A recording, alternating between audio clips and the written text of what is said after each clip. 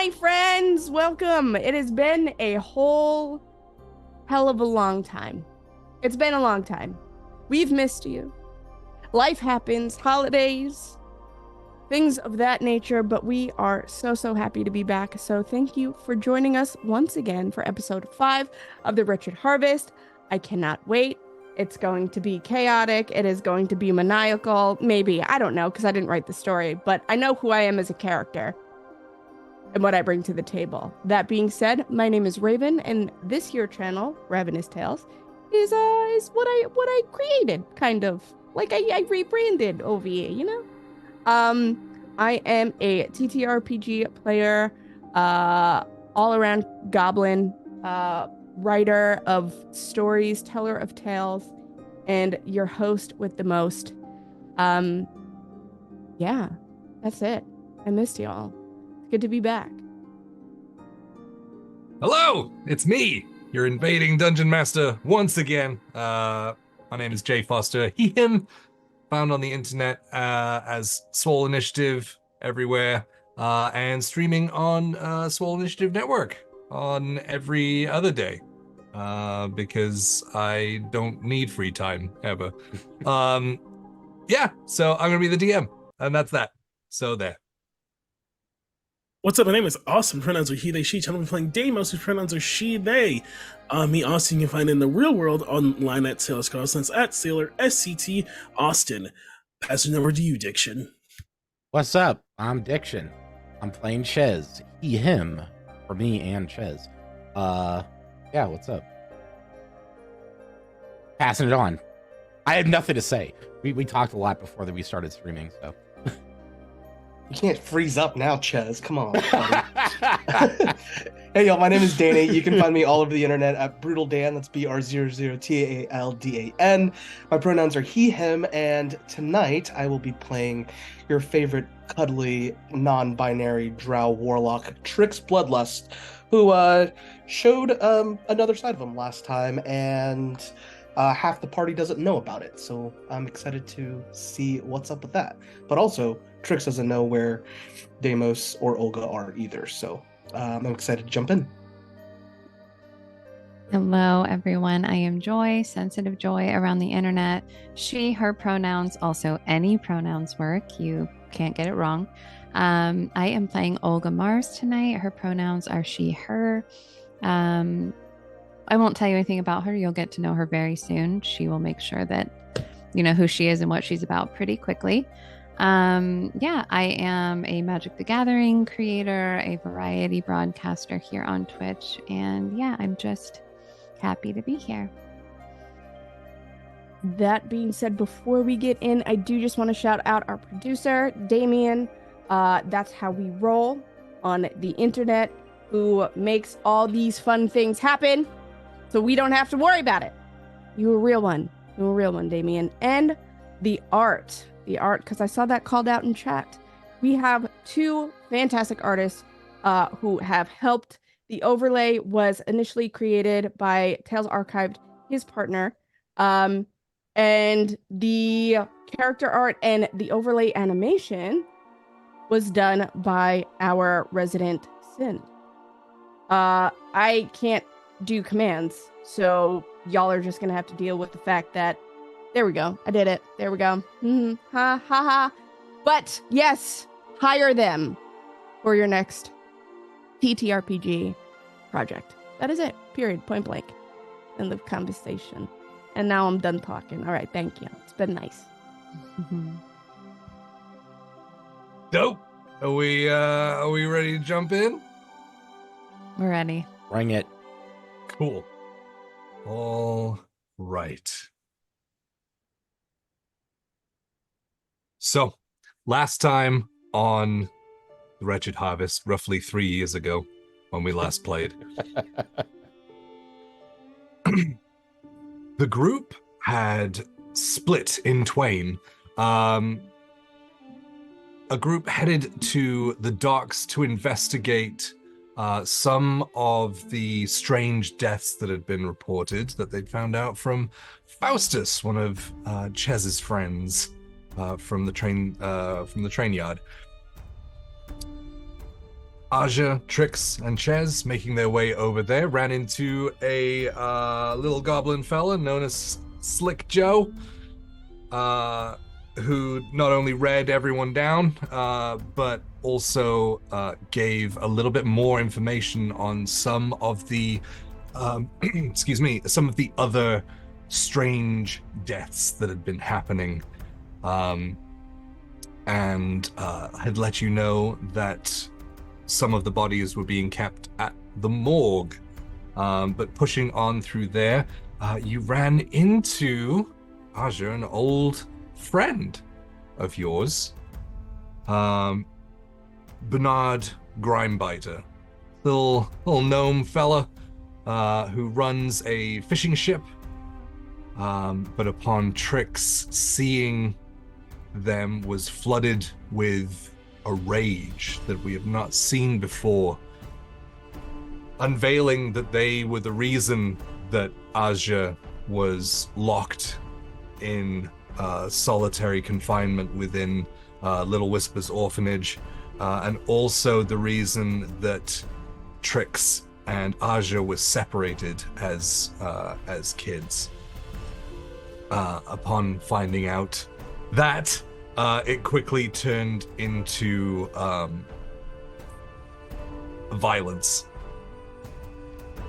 where we saw magic combine from Trix and Aja, combining into one attack, which almost completely took down Bernard. The group of his sailors letting Ches go from their grapple, and you walked. Ches allowed them to let Ches go. Okay, let's be real here. Got it. Allowed them to disarm you too. Got it. While that was happening, Deimos and Olga were headed up into the richer area of Kettlebrek, into the Nettle's Head gated community to find the abode of one Dr. Cornelius Anders, one of the only non-boarded up houses within this sort of once rich gated community, where as industrialization had come into Kettlebrek, you could either diversify or lose everything, and most people stuck in their ways lost everything. You approached the door and were met with a rather large female maid, Maud the Bugbear, pushing your way in to the house semi-aggressively. Maud showed you to Dr. Anders' study, where he sat in this beautiful armchair as lots of what's the word? Not accusations, but lots of things were insinuated towards Dr. Anders, which he didn't take kindly to, and saying the words, "I've been waiting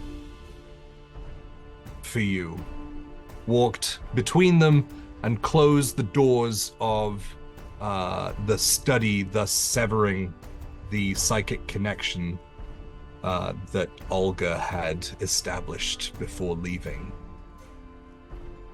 So, where to pick up? Someone roll a d4 for me. On it, Chief.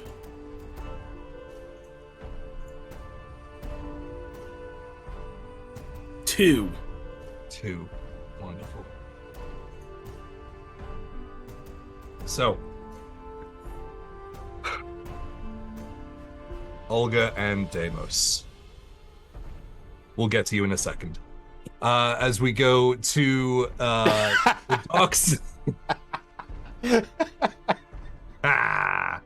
As we get Classic DM move right there. as we go to the docks, having just walked away from the encounter with Bernard, Aja, Trix, and Ches, what are you doing? I think the last scene had Aja and Trix holding hands. Yeah. Scandalo. And in Aja's hand, there's a tight grip, but you can still feel the trembling through Trix's whole body. There's strength there and there's comfort, but you can tell that Trix has gone through it, showing that much emotion and performing magic at such elevated emotion has kind of drained them, but everything is heightened, and they're pretty much looking everywhere other than at Aja, just looking around, maybe even trying to make eye contact with Ches, like, I don't know what the heck to do. Ches is trailing behind them as they hold hands and are clearly going through something. And I'm just there with Muffin, just like, just watching, like, are you guys okay? I don't like uncomfortable silences. Are you guys okay? Like, that was a lot back there. That was a lot. In I just want to make sure that we're copacetic, you know? In juxtaposition to Trix's, like, more nervous demeanor, there is almost like an excited look on Aja's face. I have never seen you look like that before, Doc. That was thrilling, no? Sure, yeah. Different, though. I should mind my temper. And as she says that, there is this very sick, sinister grin that just sweeps across the fullness of her lips. It is unsettling. I think at that point, you see Vlad kind of, they've been circling over both Aja's and Trix's head, and Vlad catches this sinister smile and almost comes in between Aja and Trix, landing on Trix's shoulder, almost forcing them to let go of your hand.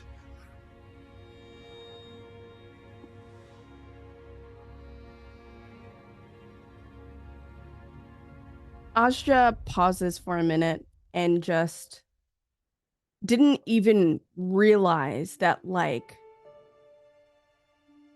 her hand was in Trix's until that happens. And then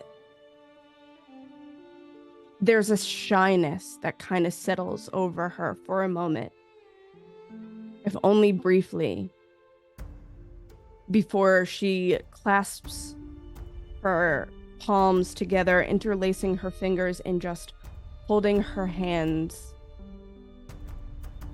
at her sides, like right in front of her. And she keeps walking, almost lost in thought. There is still this weird, unsettling feeling and this very intense look in her eyes.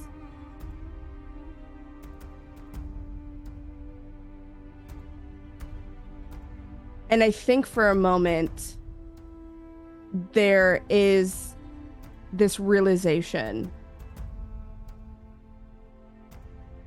and a heaviness that comes with it. So she forcefully takes a deep breath and, like, tilts her chin up just a little bit higher and presses her shoulders down and back in near perfect posture and just moves across the surface beneath their feet.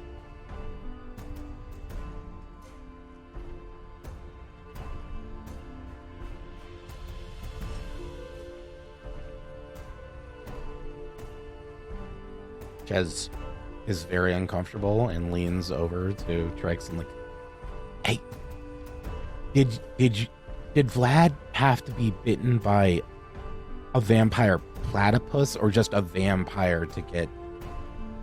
Because Muffin's not gonna live forever, and like I'm very curious about this. Is like, Can you see Vlad like show their teeth, just like almost in a hiss, but like in a smile, and Trix that kind of like snaps Trix out of this weird trance, and they've been like kicking rocks and like looking at the ground and like causing a little dust storm, just anything to not look at Ozja, and it's like, actually, no, this is the way Vlad came. Is there something weird? Well, I don't want him. It's an experiment, but I don't think I want Vlad to bite Muffin and I don't, because I don't know if that's how the science works. Like Vlad extracts blood out of people and then spits it out. I don't think. Gotcha. Okay. You want that? I just don't want Muffin to die ever. Anyway, I don't want any of us to die. No, ever. yeah, no, none of us should die. Especially Muffin. I'm really uncomfortable because you guys had a weird moment back there, and I don't know what to do right now. It's I just okay. want to make you smile. Sometimes I try to smile, and it's just I've never used magic that powerful before, Gotcha. And I can't make Doc smile. I've tried. She doesn't like doing the smile thing. Yeah. But she seems pretty happy right now. Can she hear me? She yes, can hear you. I You're can. talking. Oh, okay. Because you are an awful secret teller. Mm-hmm. Yeah, I can't tell when I'm whispering or when I'm using my outside voice. It just kind of, it's the same voice. They're the same. Yeah. Chez. Anywho, and then Chez starts to like shuffle walk faster than both of them. So, where are we headed? I think the plan was to go to the morgue. Yes. I was like in my head, I was like, wait, where the fuck are we going? No, yes, because murders. I have it on my notes. Okay. Yes. So we are on we're on our way to the morgue, and I think there is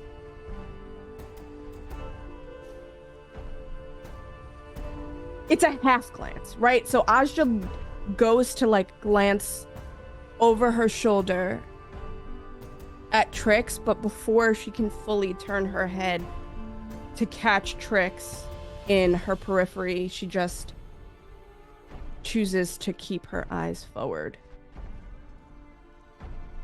And at that mixed glance, Trix tries to wave and realizes that Ozja wasn't turning around to say anything and puts their hand back down, and takes a moment and quick shuffles up towards Chiz, towards the morgue. Right. So, making our way over to the morgue, we are going to flick back towards Dr. Anders' study, where the doors had just been slammed shut behind you after Anders had said, "I've actually been waiting for someone just like you." Slamming the doors, you feel that connection sever, Olga. And he turns to face you and just puts both hands on top of his cane. looks across at you both and says, there, that should be a lot more secure. You have approximately 45 seconds to explain what the fuck you are doing. Yes, I get it. You're the angry one, right? I get out a little, like, stopwatch and click it. He unwaveringly walks over back to his chair and leans on his cane and just settles himself back down into the chair.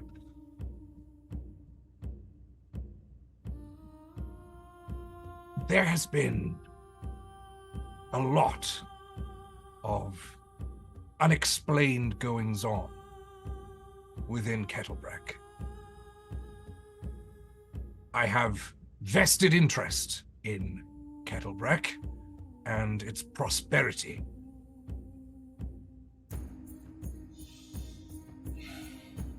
And? Have you heard about the strange deaths, strange bodies that have been found? That's precisely why we're here, Doctor.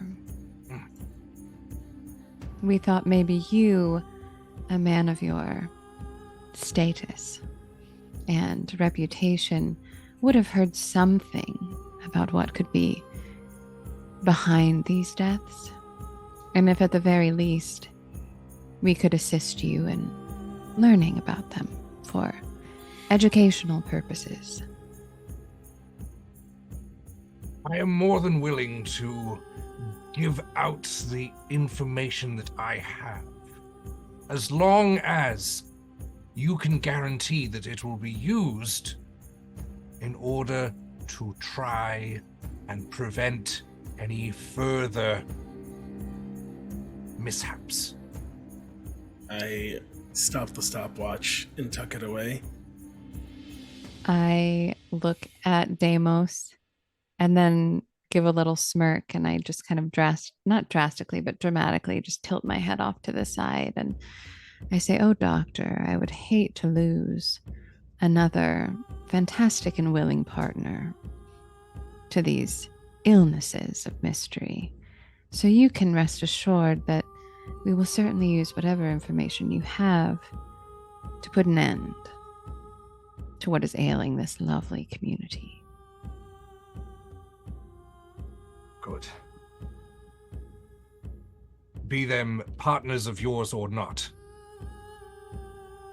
I would like this put to an end. So, what do you know of? And I can fill in some of the gaps. People turn into big mushrooms, or at least one person did. They lose their eyesight. The transformation is quite horrible. It kills them along the way. What else happened? Someone turned into a meat sack. Yes. Not a very fun kind, a creepy kind that you find on the ground. That A fun just Deimos. And then Olga smacks you on the side of the shoulder. I believe, I'm not sure. I don't want to jump to conclusions, but I can say that one of the most recent deaths, our Sebastian, we're not quite sure how he could have contracted it, being that he only got to town very recently for business, as you are very well aware. So perhaps you might have some information that could enlighten us. As far as Sebastian goes, no. That is one that I was not aware of. What do you know of the other deaths, then? There has to be something linking them all together. Well, I assume by meat sack that you are referring to the poor chap that was found without bones.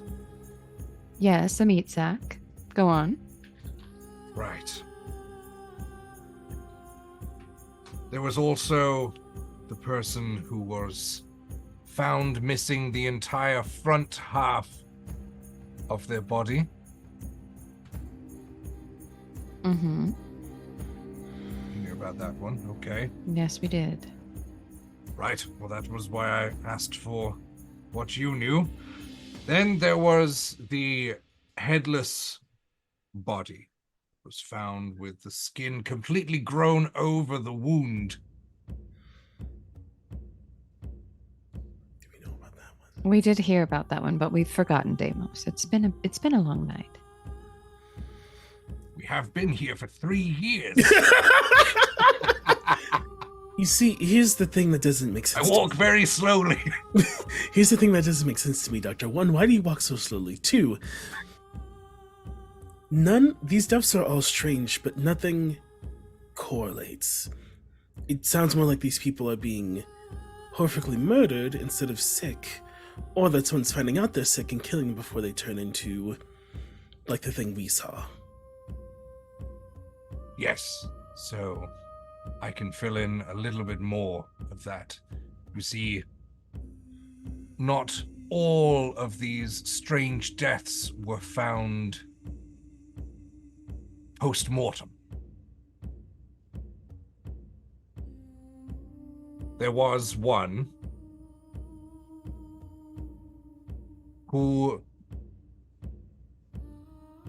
explain this. Their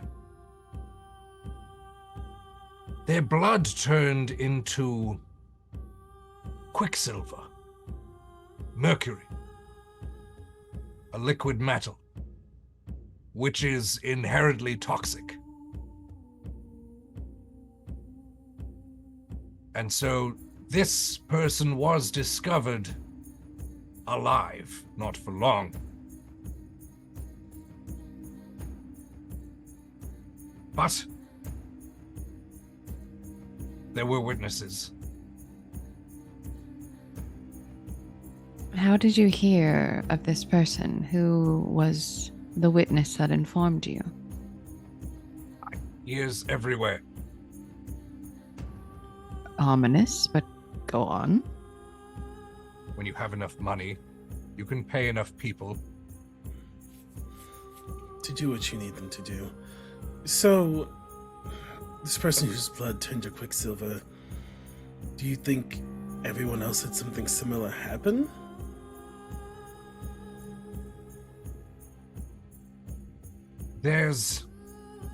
You're correct. There is no seeming correlation between any of these. Did these people work in the same place or all go on the same trip? Is there something there must be? What I'm saying is, either we have a random homicidal monster on the loose who's attacking people who happen to be sick, or these people all interacted somewhere you wouldn't think, like a tavern, or they ate the same kind of fucked up acorn or something.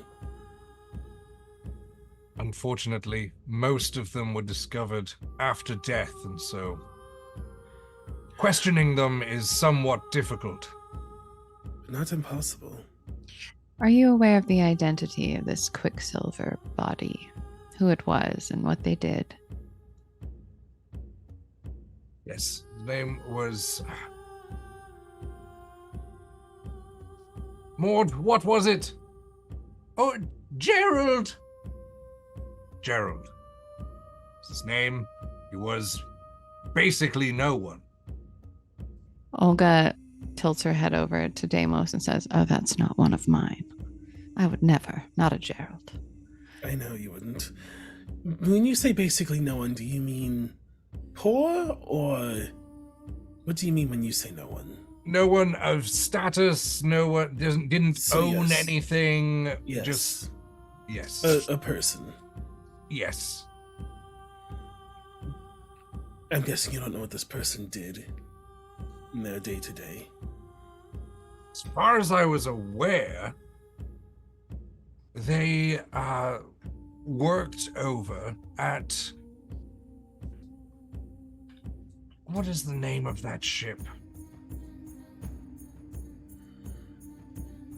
He says, pondering the name. Yes, pull up that name generator, baby. You got time. You're good. Got it here. Worked upon the Bronze Fin.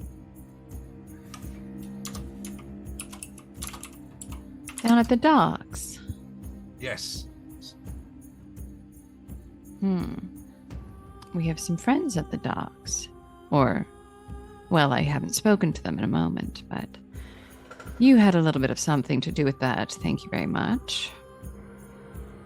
There was the other three. I put my hand across Olga. What do you mean? The other three that you've been seen with. Yes, that's all they are, people we have been seen with. Have you been keeping tabs on this, Doctor? It's my duty to keep tabs on the entire city. Yes, when you have enough money. Exactly. So these people, that's all they are, people that we have been seen with. What is it about them you want to discuss? I would also like to meet with them eventually. We'll see. I would have loved to have shared that message with them if you didn't sever the one connection I had to the three of them. Yes, well, unfortunately, I also wanted to keep out prying eyes from the outside in. Do you think there's foul play, Doctor? Indeed I do. Which is why I think there's something to be found and stopped. Who would have reason to prey on this poor ailing town we all call home?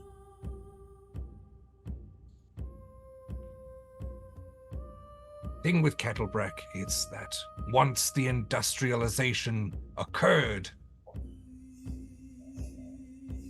lots of people were forgotten about. With the explosion of Skellingchester, here, people tend not to matter to those in power. And who matters to you, Dr. Anders? Myself and Maud. Kettlebrek. And what do you seek to gain by us helping to get to the bottom of this? We can stop whatever is afoot. My industries continue to succeed with Kettlebrek as well. Mutual. For now, our goals align, but if the winds shift, you may take your business elsewhere. I am willing to pay. Oh, you'll be paying, don't worry.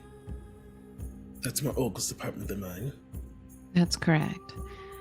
Kettlebrek is not my home. Use the spare rooms here if you need to stay anywhere.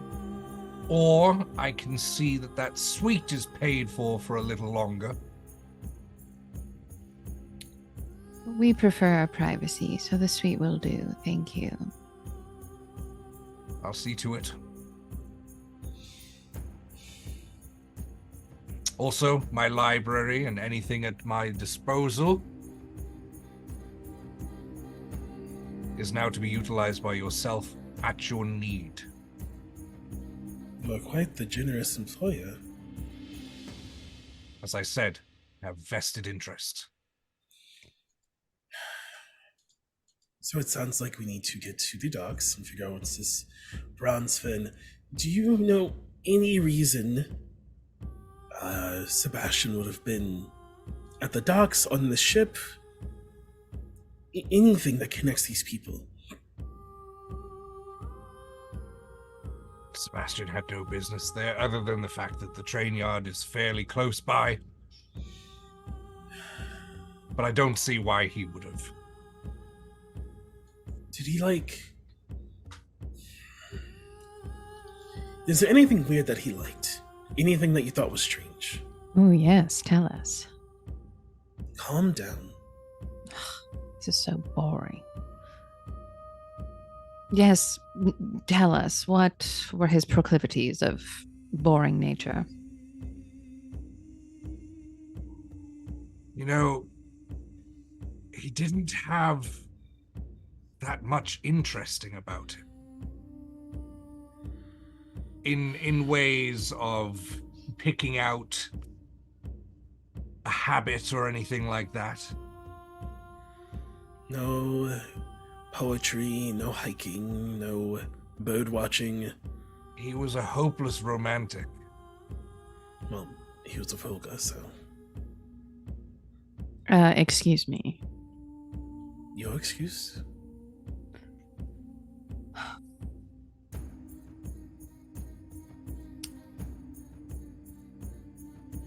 Go As on, Deimos.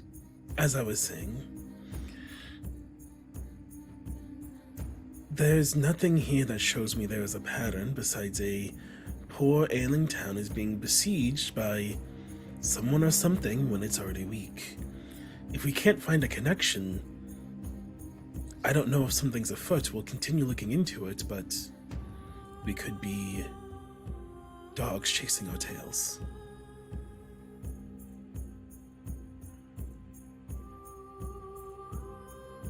There's something about this. It's happening too regularly. These deaths have been days to weeks apart. When we have no record of anything like this happening before. The bodies have all been found. Who has been finding them? Anyone who comes upon them, I imagine. No, I mean, the information you're getting. When you receive it, is it always from the same person? Depends what information I need. The information about the bodies. Depends on the location. Okay, I get it. You're sealed up tight when it comes to your sources. Is there any way for us to potentially meet with one of these sources?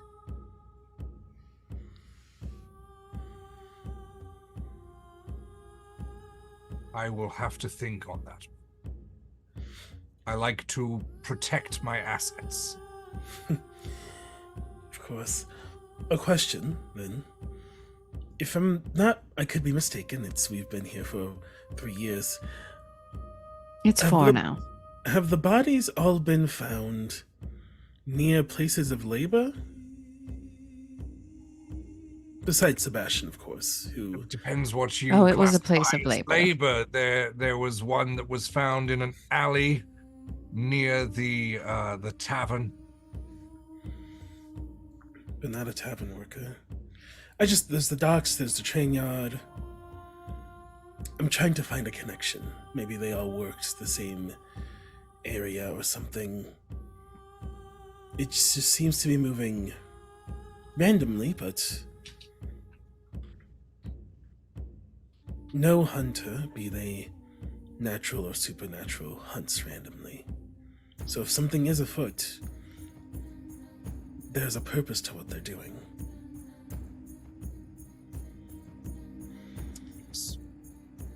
My thoughts exactly.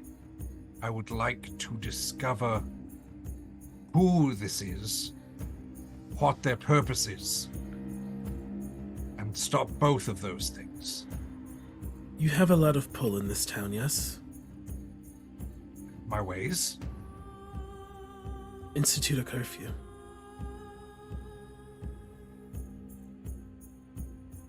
That is something that I will not do. Why is that? That would shut down the factories and the train yard.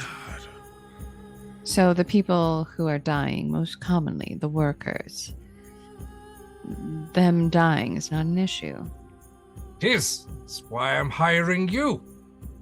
Well, if we can institute a curfew, perhaps we can slow things down a bit. That's a gamble. We don't have any leads yet. We can maybe visit that later on down the road. Fine. Just consider the idea if there's a curfew, the only people out should be people who should be out, which are people watching the streets, and people going to and from the factory. That way at least you narrow it down a little bit, but for now, I guess we'll just continue to talk to people and hope they saw something. And you will think on potentially sharing your source with us. If you were to meet one of my sources, who would that be and why? Who would meet with them? Obviously, your sources, or your source, is not able to be in the location of every death as it occurs. Therefore, they are getting their information from somebody or some people who may be privy to what's going on. The advantage of potentially talking to your source is understanding who they get their information from.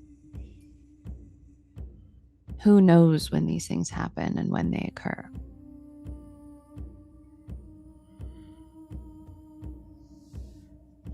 As I said, I have many eyes across the city. So, who are you looking to talk to? Would be my question. Whomever has the best information you have gotten. Who's your top dog? We need Subjective reasoning, I see. We have to start somewhere. Obviously, you have not found a lead that has led you down a prosperous path. Therefore, we have to consider other avenues. Fresh eyes, as it were. Well, if you can make it into the morgue, I do know that few of the bodies are still residing there. Thank you. You're welcome. We are on the same team. Before we go, you have all these books, this elaborate library. Have you taken time to look through any of these books on quicksilver, blood, or dark magic, or poison? Anything that has given you any lead as to what this could be?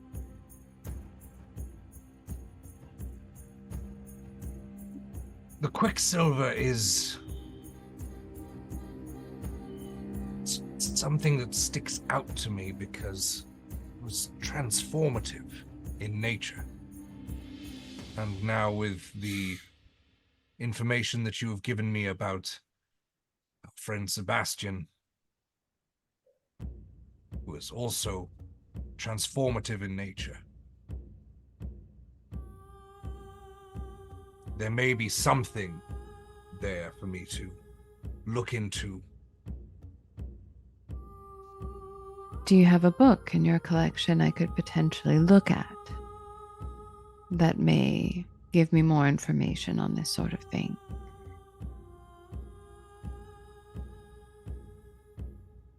Potentially. What would you like a book on?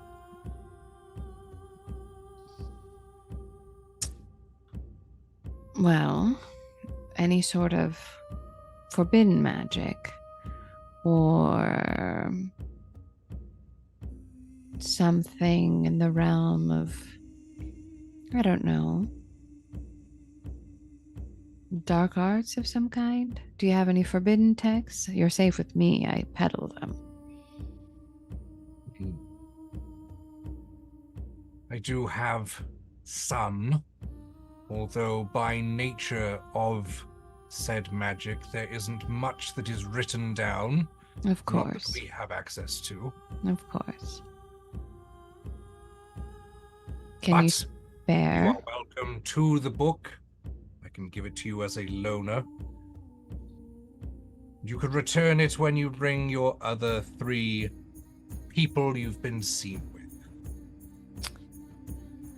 I do want to ask you, Doctor. You have mentioned the 3 people I've been seen with many times.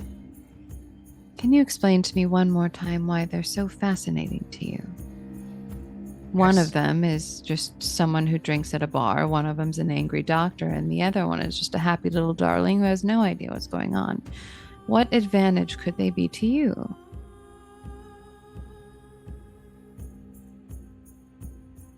I know of the doctor. Yes, her reputation. Her reputation doesn't No. scare me. Her abilities are something that I would like to leverage. Good luck. You think we're mean? We're the nice ones. She doesn't need to do anything for me. I just want those powers put to use. Well, you'll have to make her think it was her idea. While this conversation is happening, Olga's going to scan the room and she's going to observe the door that Dr. Anders closed when he severed the connection. Is she able to observe? Was it just a normal door that was shut and locked? Or does she perceive that there is more to it than that? Do Like there's- you have any ability to view magic or anything like that? Let me see. It's not the be all and end all, but Yeah. I mean, not particularly, no. She's also telepathically letting Deimos know that she is looking. So Deimos is aware. you go to do that. And where you usually extend your consciousness towards one or several people, there's something almost like at the edge of your head that prevents the consciousness from being pushed. Mhm. This sets some thoughts in motion with what the doctor had said Mhm. about prying eyes. Mhm. Give me a perception check Okay. or an arcana check. They'll give you 2 different results. Okay. Give me just a second. I accidentally clicked out of my character. Okay. Right, so I'm doing perception. It's a 21. 21. Mm-hmm. So this sets your mind in motion, being unable to establish that link, the previous link being severed upon the doors being closed, Mm-hmm. and what the doctor had said, and you look towards the doors, Mm-hmm. and with a 21, Mm-hmm. you can see this very, very faint pulse. It's a Mhm. line of this like light blue silvery magic that is emanating from the locks. They go up the insides of the door. They rest just below the just above the top of the bookcases, Mm-hmm. and the lines go around the room itself. room. The set of Mhm. lines go down to the floor Mm-hmm. and then line the room as well. Okay. Okay, so almost like there's a perimeter going around the entire room. Yep. You would be able to surmise that with everything and that there's some kind of blockage on Mm-hmm. maybe psychic links, Mhm. divination, that kind of magic. Okay. So Olga turns her head back after the doctor tells her that he would be willing to loan the book after, and I would return it upon bringing my friends and hearing his explanation of what he wants of my friends. She sort of gives a smirk and tilts her head and says, "But ordinary, Doctor. We both know that. You can sever my connection to my friends, create a seal that binds us to the room. You want me to believe that your interest in my friends, particularly my deeply talented doctor friend, are innocent. You can tell me what it's really about. They are friends. Good to hear. Olga makes friends easily. I'm not. My interest seems so. My interest is in utilizing your friend's abilities. I have my own.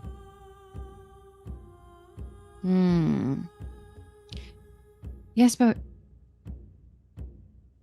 it seems interesting to me that you seek to gain something from Aja. It's not just Aja. You've Aja only expressed interest so far, so I would love to hear Aja about... was the one that I am aware of before the rest of you. That and the young Ches. Ches? He'll be useful. He's got his ear to the ground.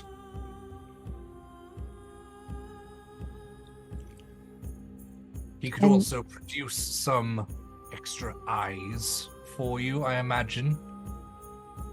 I have a feeling you don't need extra eyes, Dr. Anders. Seems you do quite well on your own, getting the things you want. Indeed I do, but it may help you. I know. That's why Ches is my friend, not yours. I will see about bringing our friends here, but I do find it somewhat suspicious that a doctor as powerful as yourself would need something from 5 random, unsuspecting friends.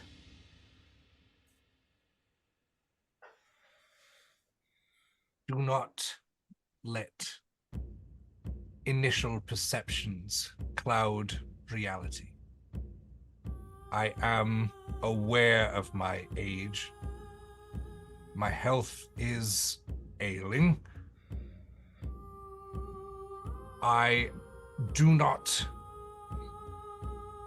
possess natural arcane abilities. What I have has been purchased.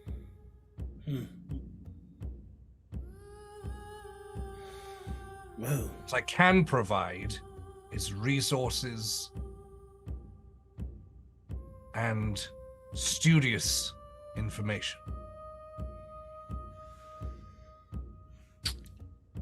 well then, Doctor. And I extend my hand. Consider yourself hiring some muscle. You can see Olga just does not trust this, and her eyes are shifting, and she's sort of taking deep breaths and rolling her shoulders back, and You can roll an insight check if you want. I would love that. Just let me know what you are trying to determine. I want to understand I want to see if I can gauge his response to Deimos saying, "You have your hired muscle." I want to see if I can pick up on, does he seem proud to have succeeded in gaining our alliance? Does he seem honest? Does it seem genuine, really? Okay, yeah. Yeah, I'll give you different amounts of information depending on what you get. Okay.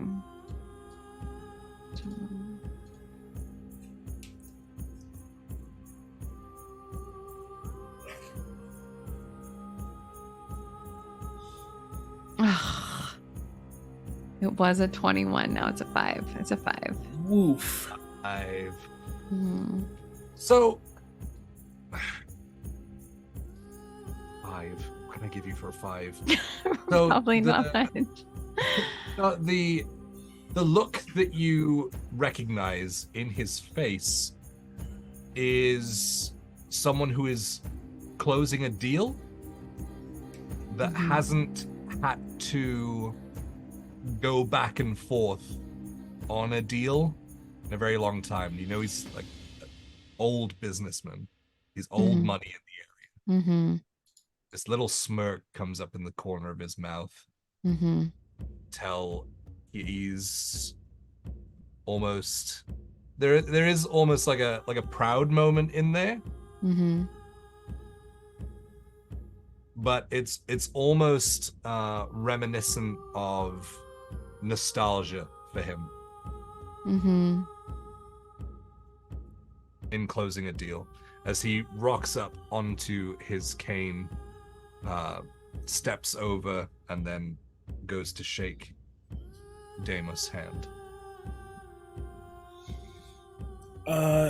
Yeah, I just shake his hand like normal. I don't do anything weird. I shake his hand and say, we'll give you an update when we have something to update you on, or we'll be here if we need something. And same to you. Deimos, his hand feels cold, almost paper-like skin that almost feels like loose, almost like it's sort of hanging off of whatever muscle is still present in his hand. As your like much bigger, stronger hand wraps around it, you can like feel all of the tendons in the back of his hand. Like he was obviously being somewhat forthright about his health condition. But shakes your hand, agrees to help provide with what you need, as long as it's in the vein of completing the task at hand. Maud goes across and plucks the book off with her extremely long arm, pulls this black tome off of a shelf and offers it to Olga. Some reading for the road. Olga slowly reaches her hand out and just very slowly and gently takes the book and stares at Maud, and then glances over at Dr. Anders and looks back at Maud and says, "Thank you. I'll be sure to take good care of this." Oh, you're quite welcome. Are the doors open for the room now, did you say? No, but as that's happening, the handshake happens, Anders walks over and twists a key in the lock, and if you're still paying attention to the blue kind of pulsating arcane magic, it just returns back to the lock, disappears from the walls, opens the doors. When that happens, I think this whole time, this whole time I was waiting for time to try and use my mind link. So I think this whole time Deimos just been like testing it and it's not been working. So I think as soon as it works, I link to Olga. And I think honestly, I probably just leave it in the background because I can like give it to someone and it just stays there. I think it's always up with Olga. Yeah, it's not as far as hers. It's only like 30 feet right now. It goes up as I level up, which is not important now. So I think as soon as it links, I like link back to Olga and I say, I did not like not being connected to you.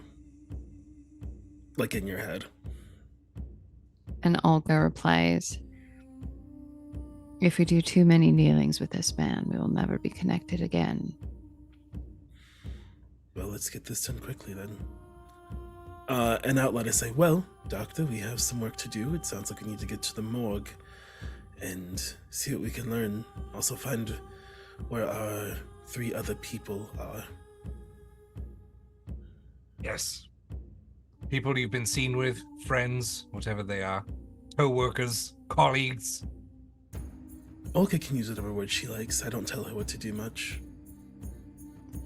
Olga As l- turns and looks back at Dr. Anders and just nods and says, "Are you quite done?" What I'm saying is that I don't care what you call one another, as long as you are using all of your capabilities, as To help special you as they all are, Keep your money, yes. to of help course. Kettlebrek Certainly. vis-a-vis myself. Well, you have a fantastic evening. I hope you won't be offended if I don't see you to the door. I don't have another 3 years to spare, so Woo! no, that's just fine. Thank you, sir. Have a wonderful evening. He goes to sit down. Maud sort of directs you out, this like big sort of warm smile on her face with like one snaggly tooth that's sticking out. Directs you through the hallways back to the door, opens it, and as you're walking out, you can hear this like death rattle of a cough coming from inside the house. Has the Once- door shut behind us of the house? It is about to. Okay. You see Maud sort of look to the side and say, "I'm coming," then closes the door. Once the door gets closed, not once the door is closed, once we leave the property, like to get off the porch and everything, I say to Olga, I know you didn't like that, but in the same vein, a good hunter sometimes knows it's better to keep all the assets close until you know what you're looking at. But I know what I'm looking at, Deimos. I've been around for several hundred years, and I don't trust this man. I'm not telling you to trust him. I don't want to bring my friends to him. I don't think they're safe. I'm sorry, you worried about Dr. Aja Nevek? You hush your mouth. I never said it, but what I am saying is I'm not asking you to trust him, Olga. I'm asking you to do something you're quite good at, which is use him. Okay, well, using a man. Happy to. I thought you would be. Thank you. When you put it that way, let's go to the morgue. Yes, if we're lucky, our friends are on the way.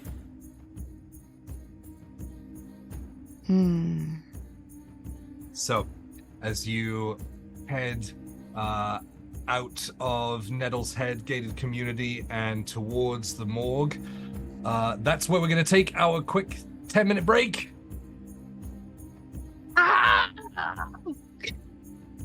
Icy.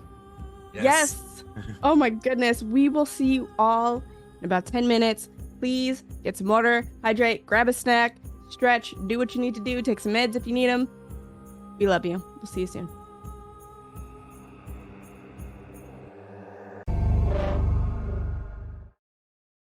Hey friends, welcome back. We took a break. I got a cookie. We got some tea in the house. We snatching wigs back here. I'm excited. I'm ready. Fantastic. So, we left as Deimos and Olga leaving Dr. Anders' abode and headed to the morgue. And we're going to rejoin the other half of the party. Aja, Ches, and Trix. You walk for a long time. Like, you were right on the outside of Kettlebrek at the dockside itself. It takes you quite a while, maybe 30 to 45 minutes of like fairly fast-paced walking to get into the center of Kettlebrek proper, where you know that the morgue is. The problem is that it is on the other side of the house of the Blue Guard, which is the sometimes useful, sometimes useless law-keeping organization stationed in Kettlebrek. So as you approach this building, the Blue Guard house, where it's basically their headquarters, this sort of small, like hip height iron fence kind of lines the outside of this building, which isn't huge. It's basically, and you guys would know some about this, that it's basically a barracks, but less kind of militarized. There's just basic things. There's like places for them to sleep if they need to. There's like a small like mess hall, and obviously there's it attaches to like the jail and things, and then on the back end of this is the morgue. This is a lot of the reason that Dr. Aja isn't able to acquire a ton of bodies that make their way to the morgue, because it's behind the law.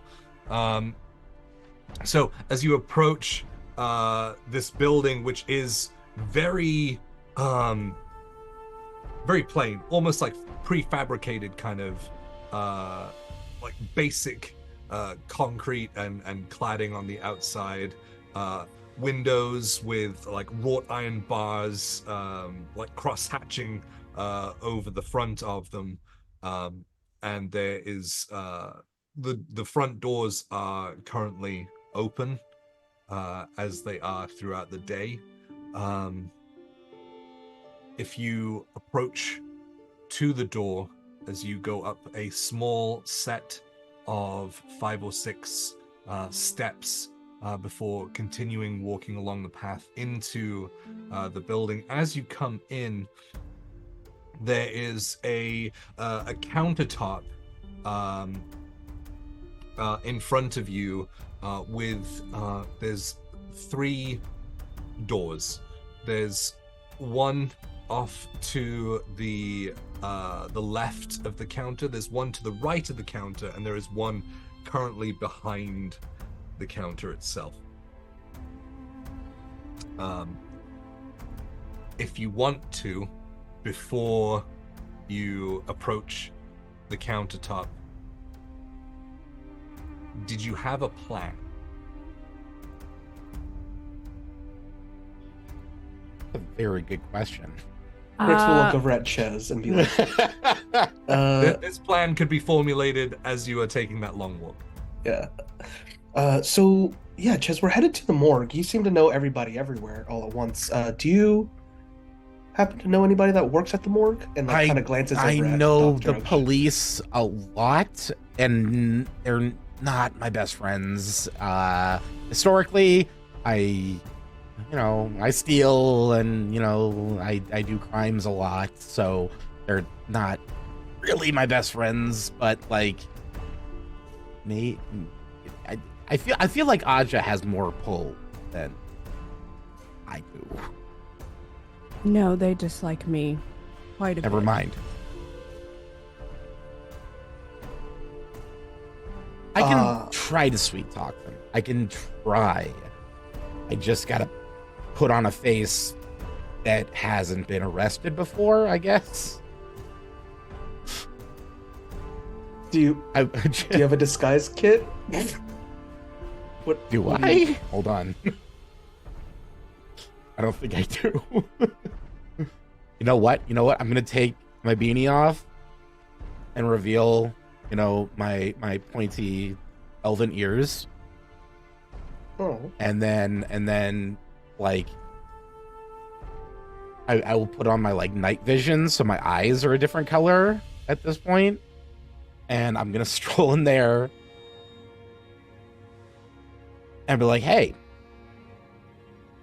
Oh, we're improvising. Okay. we're improvising. No one had a plan, Jay." I actually want this to happen because Asha's just gonna stand back and like when the boy is done playing, Mama's gonna swoop in and take care of business. Like, in my head, Asha definitely had a plan. They just start doing so much. Just like, Yep. okay, all right. Yep. Ches walks in. probably.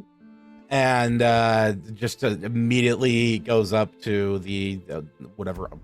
Is there an officer like behind the desk or like? There is. This is someone that you have met several times. That works the intake desk. This is Constable Ernest Jeffries, who is sort of this half-elven, male in the Blue Guard uniform, which is like essentially this like double-breasted sort of military jacket with like blue rope chains that go from one side to the other. Right. So there's 3 of them, one under the other. He has like this very like military like high and tight police officer style black haircut. He's always been very nice, but looks up and says, "Oh, hi, Ches." Hey, Constable, how's it going? Coming yourself this time. No. Here's the thing. A friend of mine got murdered, and I'm pretty sure their body is back there, and I just want to like say goodbye to them, like we were really close, and then all of a sudden I heard the news, and then it's all happened so suddenly. I just really, can I please go back there and just, You see Asja just like she is like pressing her lips down and like inward, and like you can probably see like the fangs start to just like, you can see the outline of them in her upper lip because it is so tight. And she's just like, God damn it. I promise I haven't done any crimes recently. I've been good. I just like, I need this. You see Trix So, also can like I do put a- on this a- act of like crying. Do I need to roll for this? Yes, absolutely. Like, you are going to roll a deception check. Okay. I would say at disadvantage, but Trix just came in to help, so I'll level it out as an Okay. You see Trix. It was Chez's closest friend. Oh no, no Muffin. Oh, the other closest friend. That is a 6. With whatever advantage, but I don't think it matters. You rolled a 6, so that was a 6 total. It was a total of 6. Yeah, 4 plus 2. Got it. Wait, did you roll for advantage? That was the better one? No, No, it was a it was straight gonna, yeah, it was a straight Yeah. roll. It was gonna be disadvantage. He looks at you and his brow furrows for a second. Ches tries to squeeze out tears, but it's not really happening. Looks down at the desk, looks up towards your 2 companions, and says, "I'm so sorry. I'm so sorry, Chase." Me too, but yeah. I rolled a natural 1. What is happening? Ches with the worst fucking Hallmark cry. This constable. Oh my god. Taking a photo of it just to prove. Oh my gosh. I was just losing her fucking mind. Only Ches could succeed the 6. Astra is standing there like, I'll put it in the Wretched Harvest chat so everyone can see. oh my god. Trix has turned up the waterworks. Vlad is for part of this everyone crime, too. watching. Joy typed in the chat, "Beat up the constable." Yes. Before I put on the waterworks, and I'm so glad I ignored her.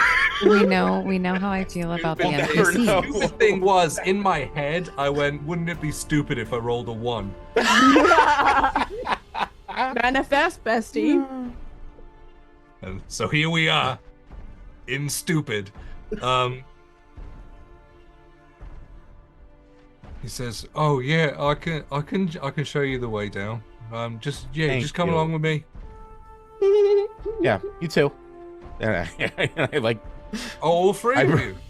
Well, they're emotional support. They're here for me. Trix is uncontrollably sobbing and like really into this. And Just letting out. Astra performance is gag. like, oh, She's my therapist. That's why she doesn't emote very frequently. No, Astra is performance emoting, but it is like angry. So the morgue, right back there. Danny needs to roll for a performance check. Oh no. I'm surprisingly good at performing. Oh, that's a nat 20 plus 5. Oh, You Oh just my see God. this wail, and Trix is like, "Oh, Ches only knew of one good friend, and it's passed away." It's like this You must-" anime style, like waterfall tears. Yeah, you see Vlad like coming up with like tissues, like dabbing. We must put a period to the sentence that is of Ches's friendship.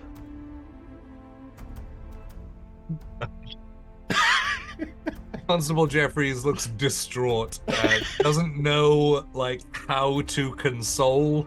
Doesn't know if that's his like position in this weird interaction that's happening. And so just kind of like stutters a couple of times, almost like glitching, like should I, shouldn't I, and then decides not to. Goes to his belt where there's a large like silver ring with a ton of keys on it. Flicks over several of them, like almost like, oh god, if I can find the key, then this will all be over. Finds it, twists it in the lock, opens the door, and takes you through it. Going through this heavy door, there are several hallways. The floor is this sort of like what's the word? Like black and white checkered tiles, like large tiles going down the hallway, which is like fairly bland in here as well. Everything like it's just for purpose. Like there's no character in here at all, which is very unlike most of Kettlebrek. He takes you through several different hallways, a couple of different turns. If you guys want to like note mentally like the direction that you went in, that's totally fine. And brings you to a large like steel door with like a very, very thick glass window just at like the head height. And he looks in, gives a wave, and then flicks through keys again, unlocks the door, presses down and opens it, like pulling on it like heavily. There's a lot of weight behind this one, but it slowly peels open and says, I hope you get your closure that you need. Thank you. Before, like, as the door is opening, Asja already like works her way and like almost slithers into the room and it's just like, get me out of this situation. Easy to do because he's like pulling back on the door, and so there's plenty of room for you to get around the side of him and like slip in between the very slim opening of the door before he gets it all the way open. Allows everyone to go in and then closes the door again. You don't hear a lock turn, and he, as far as you know, leaves, leaving you within the morgue, where it is cold in here. There are a couple of beds, that's not really the word, examination tables, there we go. Steel, for, as Aja would know, it's the easiest to keep disinfected and keep clean. These are laid out on the side. There's one that has some form in it with a covering over the body. There is a tag on the toe that sticks out from underneath it.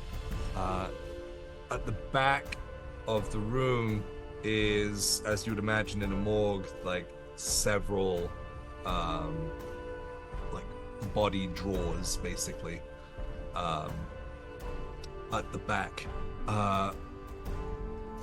where you see a hunched over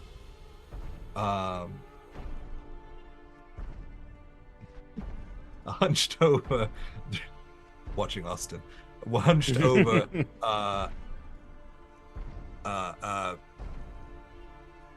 from what you can tell,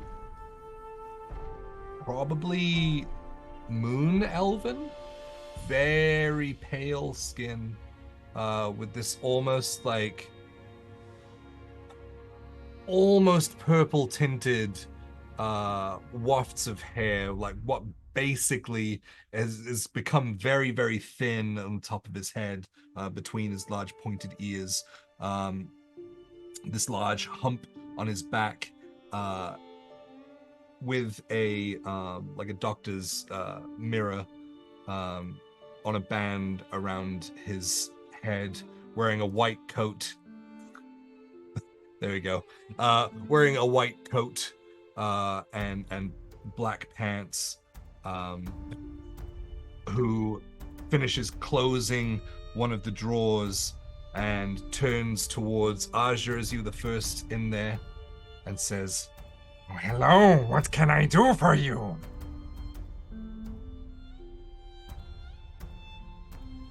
Please hold.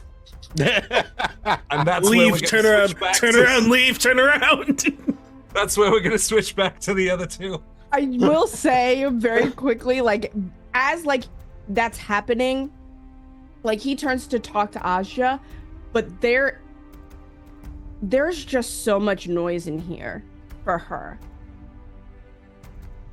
There's just so many voices.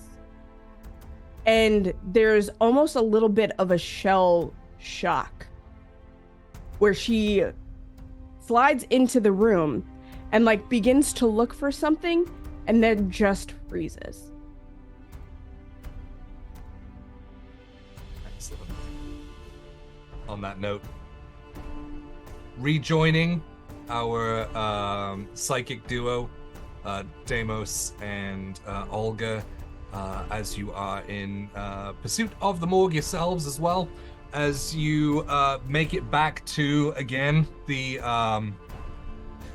city proper, on your way to the Blue Guard house, where you know that the morgue is situated. Is there anything you guys want to discuss as you make your way back into town? I'm just saying, did I miss something with you and Aja? No. Okay. Why? I'm surprised you're concerned about her. I'm not concerned about her. My concern is a man hungry with power trying to take advantage of a woman's abilities. I am precisely tired of being used. So if his interest is Ozja's faculties, I want to preserve those as best as I can. That makes more sense. I'm selfish, don't forget that. My I'm aware. interest is first myself. I know very well where your interests lie. Don't worry. But I will say, I respect her. And I don't want to see her taken advantage of. I mean, Regardless of how insufferable she proves to be time and time again. if you're not careful, it sounds like you're starting to care about somebody. Deimos, Olga. I care for one living person. Right? And you know who that is? Deimos is like a... Whom might that be? I'm not playing this game with you, Deimos. You know I won't say it, and you Why know who not? it is. It could be fun. It's a fun game. I'm not going to tell you who. If you don't know, that's not my problem. One day I'll win. You'll never win. I've heard that before. Olga just sort of like tilts her head back and just kind of like smiles a bit and keeps walking and says, "So what's it to you if I suddenly care about somebody? What is it? Is it okay that I care about Ozja? Or are you feeling a little jealous?" I wouldn't use that word. I would What say- word would you use, baby?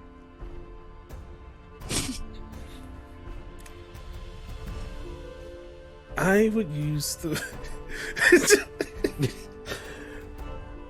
Be normal. I would use the word happy. Oh, so you're happy to see me care about Dr.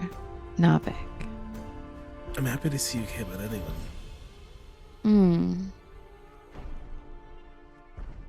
Okay.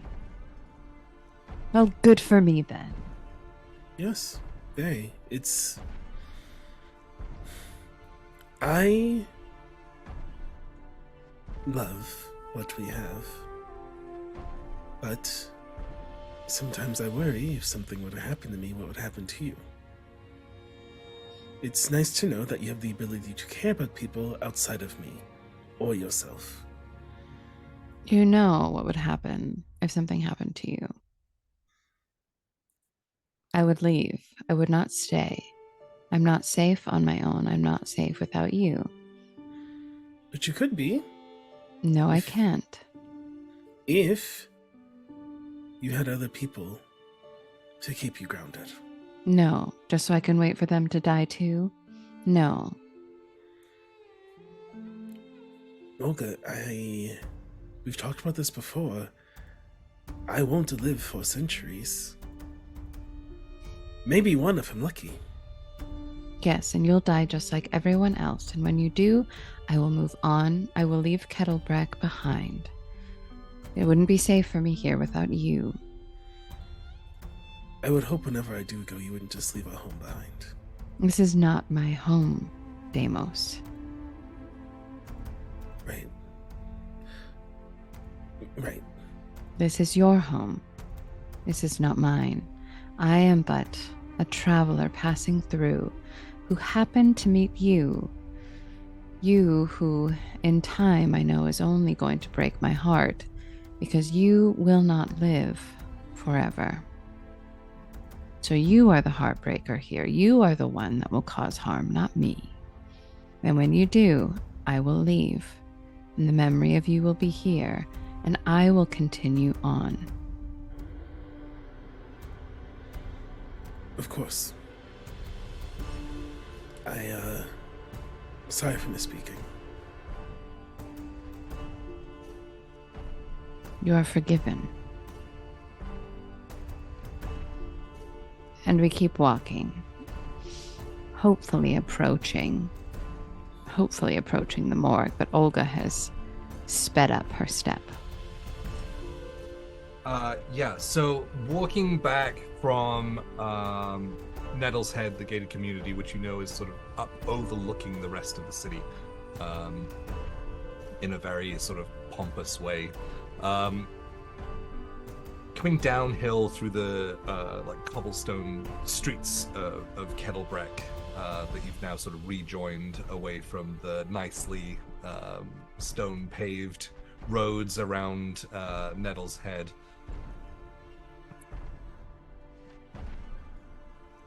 You continue to walk through the city. It gets very sparse with people. Like, it's getting later on in the day. You guys give me a perception check. I don't like that. I'll remind you my passive perception is 20. Good. 21. 21? 18. 18. Okay. Okay, what? What do you mean, okay? You, both of you, walk into this like little sort of opening crossroad of just footpathways, where there is an old fountain in the center of it, completely dried up, sort of caked with sort of dirt and like scum from where the water line was around the outside, around the inside, sorry. With this sort of like blackened over once bronze cherub statue that you could see like once would have, and Deimos probably had like faint memories of this when it was actually running, of like a water fountain that was very pretty in this sort of little gathering area. As you guys walk through, you see like a pretty large guy, like pretty wide, human, lighter skin, has like a cabbie's like flat cap on with a pea coat, and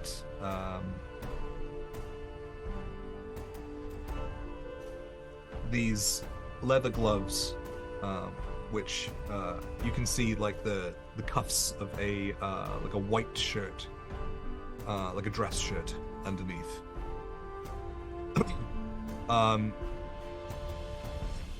And he is sat on the edge of the fountain, looking down both ways, which is perpendicular to the direction that you're coming. You catch him off to the side. He turns and sees you both as he just hears you guys talking, and then the footsteps of you coming down the road by yourself.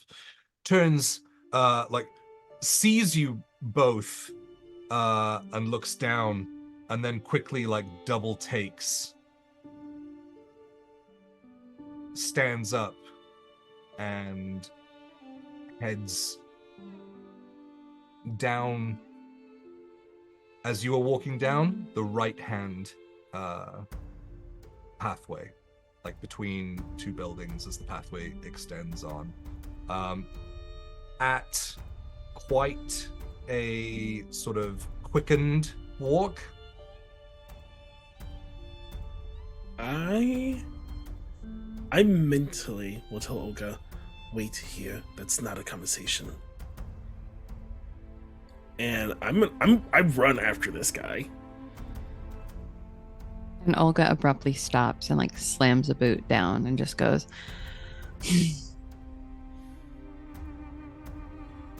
Okay. Where are you stopping, Olga? right by the cab, or right by the whatever he jumped off of. Not the cab. Right by the cab. The fountain? Hey, taxi! I was thinking of Cabby and I heard cab.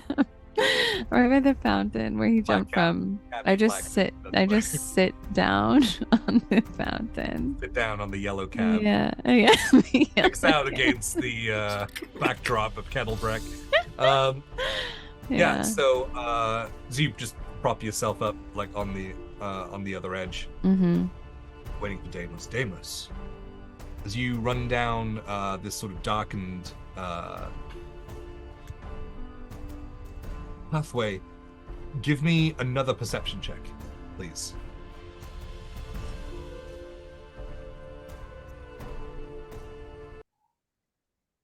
Womp womp. That's a 6.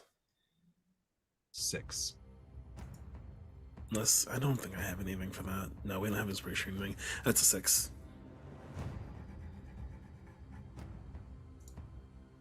You head into this sort of darkened street, and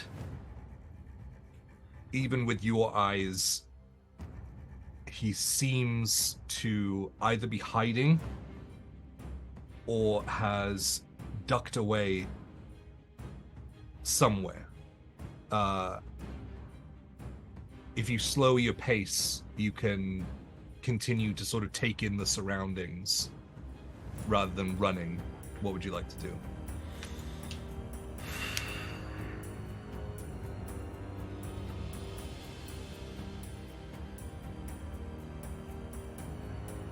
I try and take a beat and like get my bearings a little bit. Like he went down an alley. The alley is like this way or that way, so he's like still going that way, and I'll hear him and I can catch up, or he tried to like slip back, in which case I'll see him. So I'm like, it's an alley, he's in this alley, you know, like short of disappearing into the street, in which case I can't chase him if he can do that, but I'm like, he's either in this alley or I can't catch him. As you slow down and start to listen for footfalls, like he was wearing like fairly nice shoes, which did make sound across the stone as he sort of scuttled away. So you slow down and try to take in all of your senses. Give me another perception check.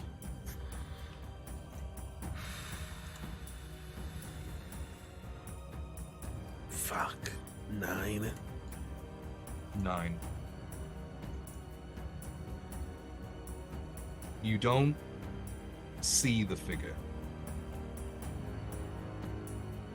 but as you are paying attention, actively sort of listening for him in the area, you hear a couple of sort of loudly whispered words.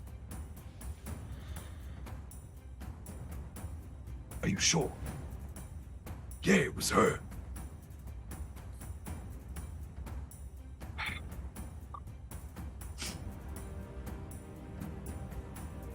Footfalls running away.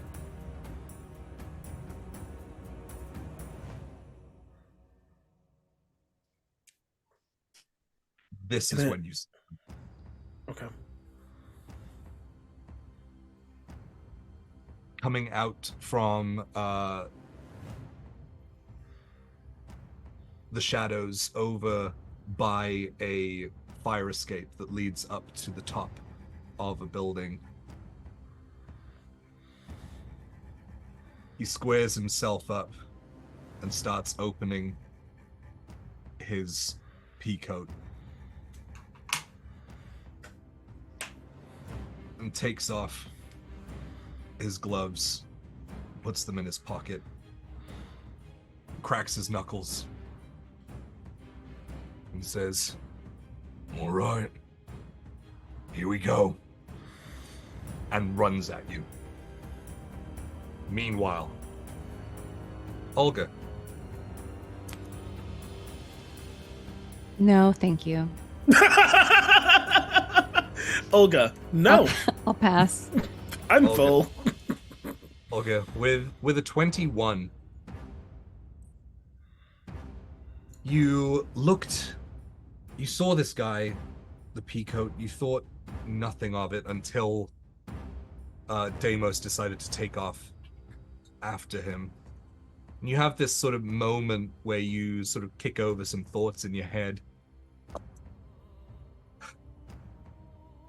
The image of him, him comes back to you. You don't recognize any kind of like facial features because of the cap guarding off most of it. But there was something that was peeking out from within the top opening of his coat, which was a deep crimson vest.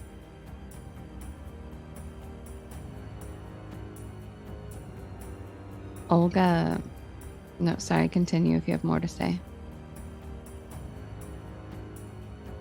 There's only one family that wears this crimson.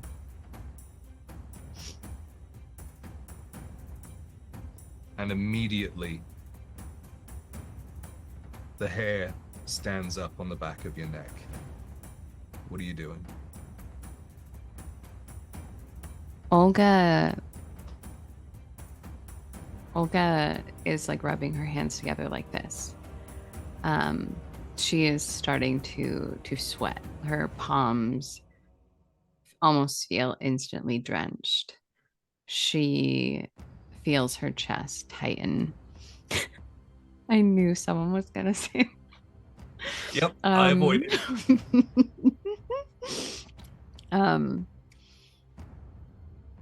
Olga is trying to keep herself calm, but also her fight or flight instincts kick in when it comes to Deimos.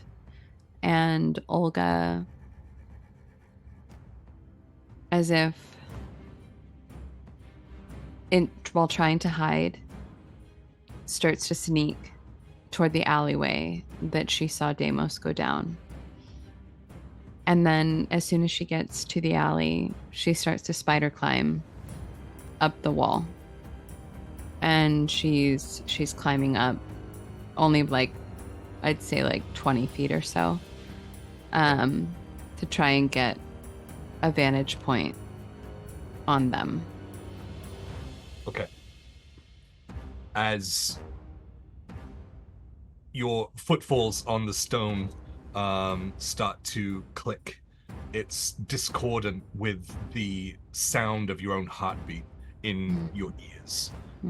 During this like visceral panic, you begin to ascend the wall a little ways down. You kind of see the standoff between the silhouette of this large figure wearing the cap and your Deimos.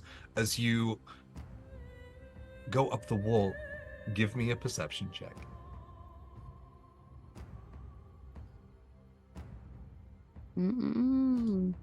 Okay, sorry.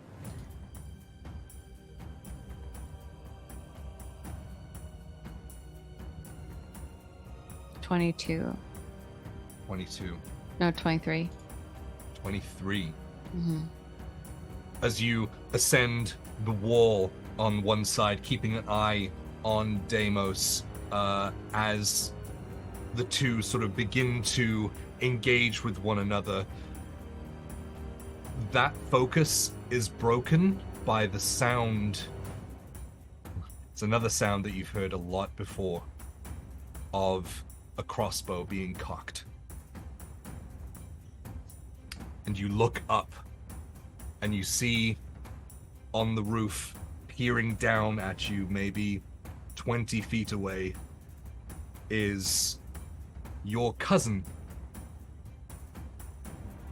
This is Eli Van Helsing.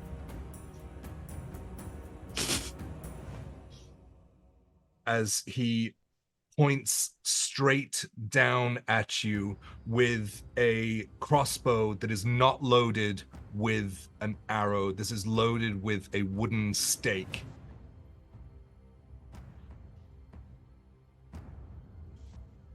As he makes eye contact with you and says, "I thought we finished you off, cousin." And unleashes the bolt, basically, the wooden stake. Mm-hmm. That is a 28 to hit. That hits. Okay, there's a couple things.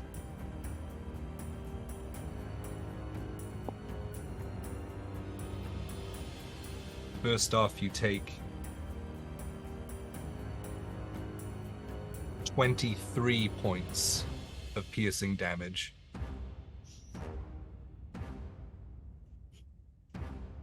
As the bolt hits you, missing your heart, but digging deep into your skin, almost as if it wouldn't have gone in as deep if it was an arrow.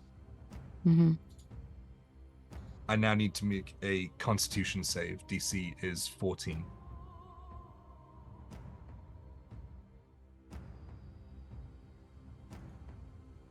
Oh, okay.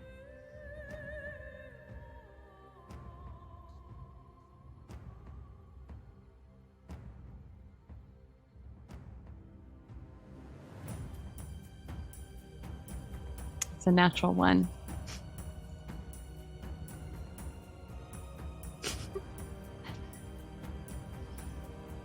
You take a further 14 points of damage as the wooden stake starts pushing itself in deeper, corkscrewing into your body. So Olga makes eye contact with him as he says, cousin. And she lets out this smile as if she was waiting and expectant. And as the stake goes through her chest, it sits for a moment, and she keeps making eye contact with him. And as the pain begins to deepen and intensify, insinuate deeper in her chest, her eyes start to flutter back, and she loses her grip on the wall and falls to the ground and is what appears to be unconscious.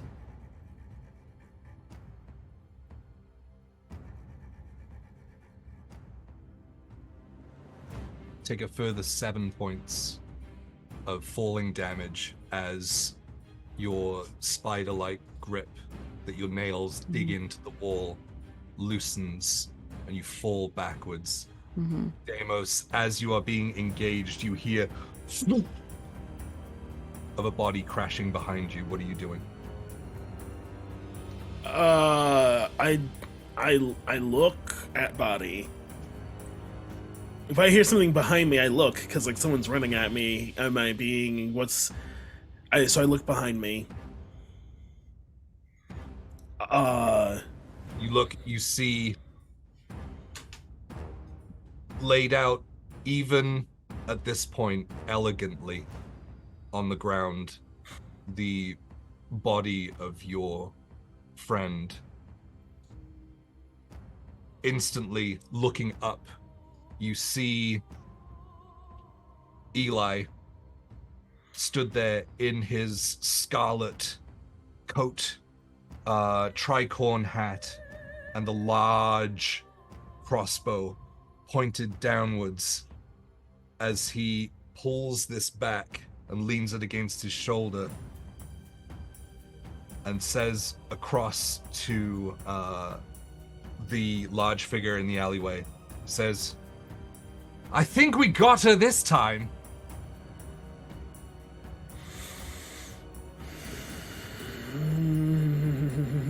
Which starts memory flashback of finding your friend initially in a state just like this.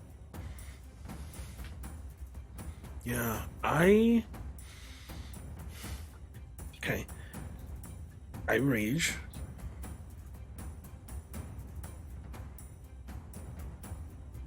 And this person's running at me, and I say,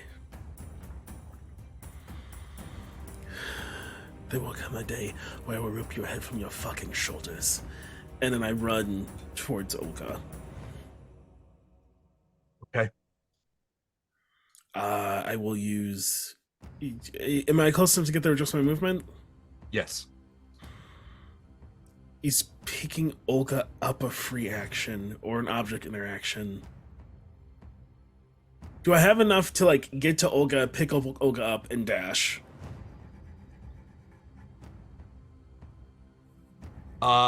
Give me...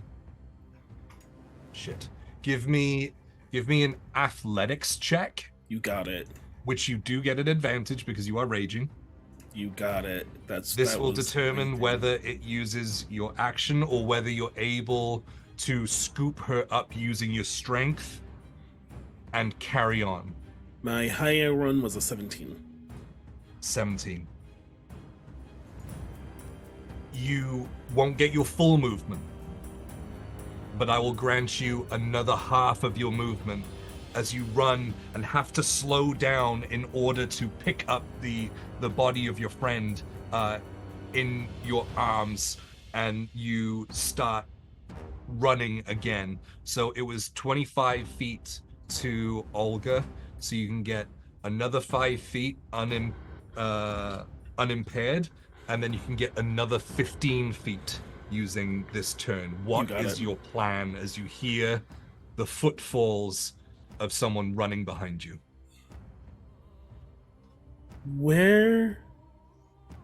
How close are we to I just forgot the name of the place, the tavern. Are we close to the tavern? You're about a 10-minute walk away from the tavern. Okay. Am I closer to the morgue? Or are we far from that too? It's closer, but not a huge difference. It's like a slightly different direction.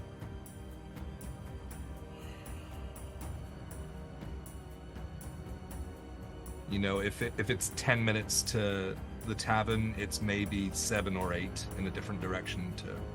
Okay, I have a plan to maybe get Olga up, but I don't think I have action economy for it right now.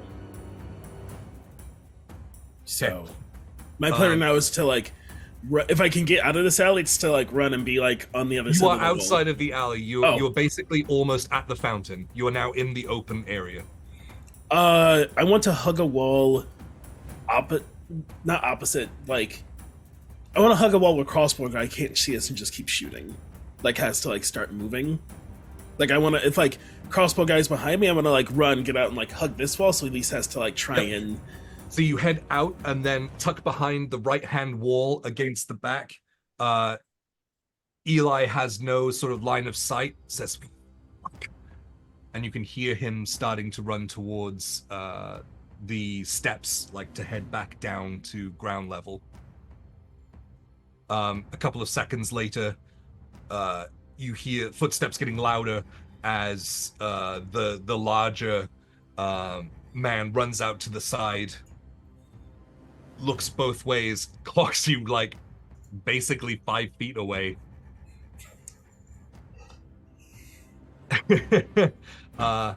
is basically out of action economy at this point. What would you like to do? I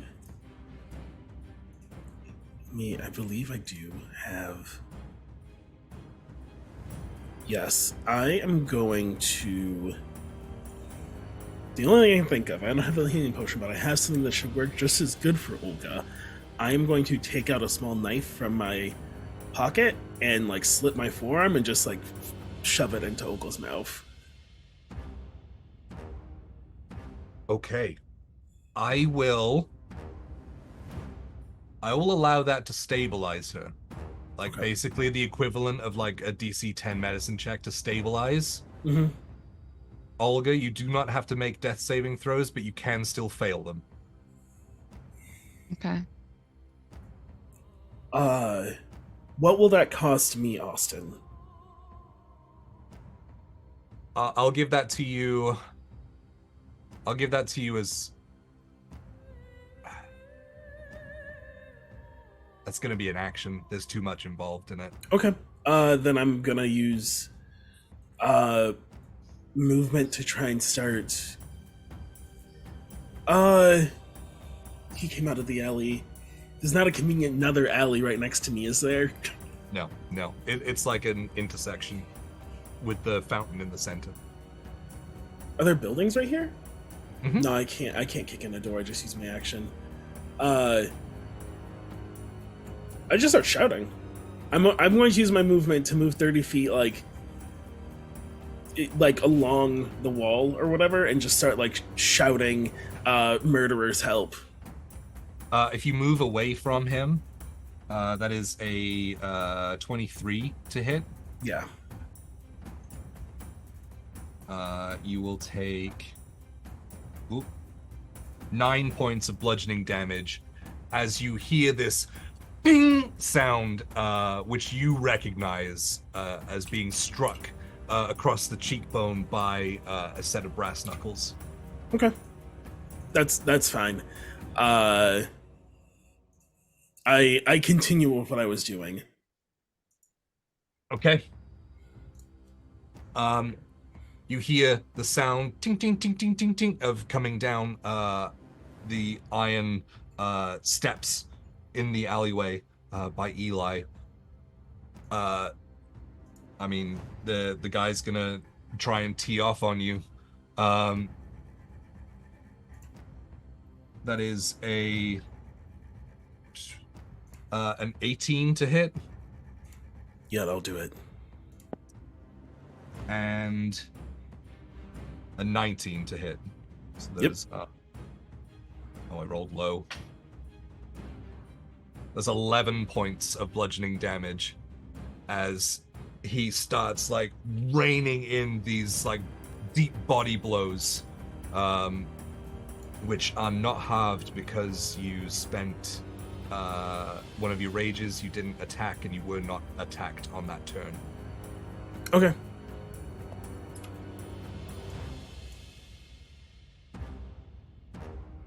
What would you like to do? Boop, boop, boop.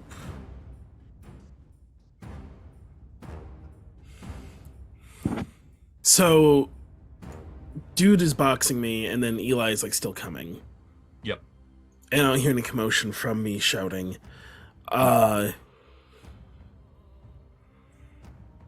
Deimos. I'm Deimos. If Olga is stable, I will.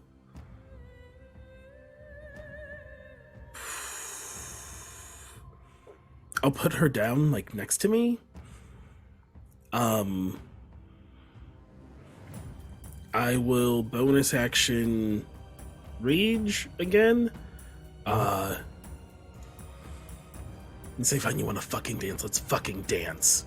And I'll try and punch him. Okay. Roll to attack. 24. 24 will hit. Hacha matcha. 12 damage. Oof. Okay. What's going through your mind right now?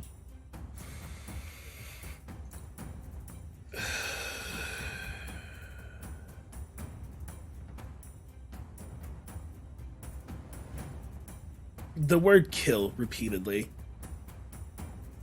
Just like kill, like that. Kill Bill, like the Kill Bill sirens in the word kill is just like an alarm bell in my head. You unleash this punch, which cracks him just on the bottom of the jaw, which sends his head spinning to the side. He comes up smiling with blood running down the gaps between his teeth as he spits one tooth into his hand, throws it off to the side, and says, "Good one," and then throws back at you. It's a 23, and ooh, that's an 8. 8 won't. It's 8 points of bludgeoning damage as he goes to swing over the top, and you duck down, but he comes back on the other side and catches you just under the ribcage.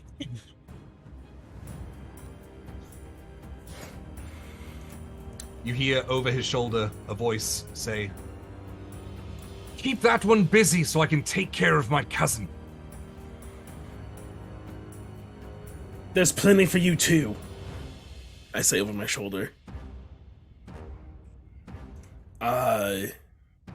Is your turn? Yeah, cool. I was like, I assume it's just Yeah, he's using his movement to get down and across. It's 18? the nature of it.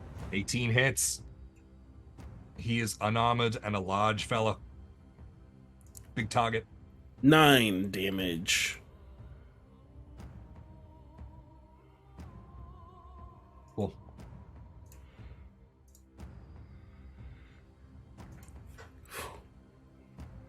He's going to swing at you again. Nope, that's an 11. And 18. 18 hits. 6 points bludgeoning damage. Okay. As you can see, like, your hits are like almost stunning him. They're impacting so hard that it's throwing him off his rhythm, and he's kind of telegraphing his punches at you. You see over your shoulder, or over his shoulder, sorry, the shape of Eli wearing the crimson jacket, tricorn hat. He comes down and drops the crossbow onto the ground, grabs out another stake from a belt, loads it, and then just starts wrenching back to load it. That is his turn. It's back to you. Can I... Okay, this guy's big. We're standing here. Can I want to, like, turn this man into a meat shield for me and Olga. I want to, like, grapple him and hold him up in front as, like, shoot through this guy, I guess. We're, like, he's big, he's wide. This will be a contested grapple. Yes. Remind me, is that athletics or an attack roll? Remind me. It's athletics. Okay. And I have advantage of those You ones? have advantage. Sick. The DC you have to beat is 15. My higher one's 23. How do you wrap him up? I think one of the times, like, I like feint a punch, and then when he like tries to step back, I take him off balance and just whip him around and get him into into almost like a Nelson, like arms under, hands behind head, wrenching shoulders back, is like you can fight if you want to lose your shoulders. And I just shout over him, "Now listen here. You can either kill this man and waste your time to get to us, or you can fucking leave." With that,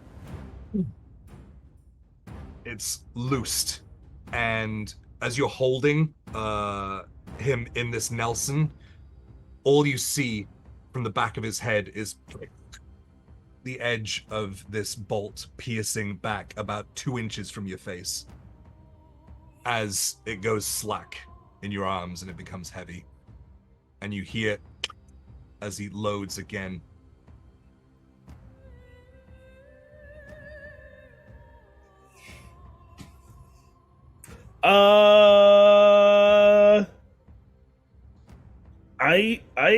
I pick a Olga and go back to running. Where can I? So there's open. It's like open air here. Is there like a street or something to start going down? So just so we're aware, he needs to use his action to load this. This is an extremely heavy crossbow, and he's not a massive guy. His next action needs to be used to reload it. You can tell by the size of the crossbow, if you were to run, he only needs to move to see down the street, and you're there. But if he needs an action to load it, how far is he from me? You said you moved 30 feet away, so he's 30 feet away from the edge of the alley, like he's right on the edge. I want to get on him. You rush at him? Yeah. As I rush. Foot on his crossbow, yanking up against the tension of it. You rush towards Eli, who quickly looks up. What do you do? I told you there's plenty for you too. I want to pop off on him. 18? 18 will hit. Womp womp. Minimum 7 bludgeoning damage. How do you strike him? I like rush at him and I just I rush at him, and as he's like trying to load this in, he looks up at me. I like just hit him under the jaw. Just wham, like uppercut.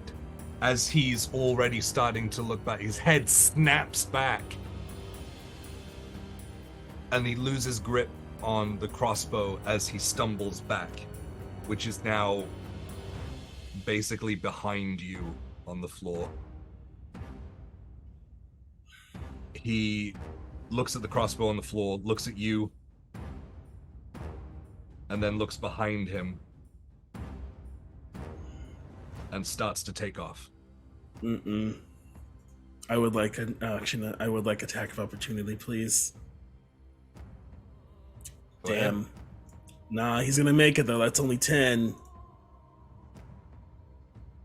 That doesn't hit. No. Yeah. He turns as you swing and ducks underneath and is able to start running down the alleyway. He's going to take a dash on that as well, as you hear the footfalls getting further into the distance. Are you pursuing, or are you staying with Olga? I say with Olga, and I just shout down the alley, and don't come back! I won't be as nice next time. I spit some blood out, and once out of action, economy mattering, I'm gonna go back over to Olga. Yeah. Olga, you are sort of eyes rolling around, breathing deeply as someone who kind of comes back from being unconscious does. You see Olga. Olga is okay, but probably needs help. Yeah. And my mind races, and I think of the only thing I can think of is where we were going. And I'm like, they are smart enough to hopefully be on the same path as us. And I scoop up Olga. Come on. I'm the one who's supposed to die first. Let's get you some help. And I head towards... Where else do you take an undead body but the morgue? Olga is obviously stabilized, but not okay. And she can't really like hold her head up. She's just kind of like dead weight in Deimos' arms. And she says, "Okay, Heartbreaker."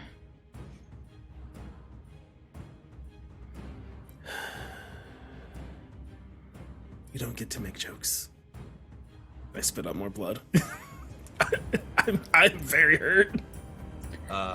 Olga's like, "Don't waste that." Yeah, like, open your mouth. That's what she was thinking. She's like, Fast forwarding, you running with Olga in your arms. We are in the morgue as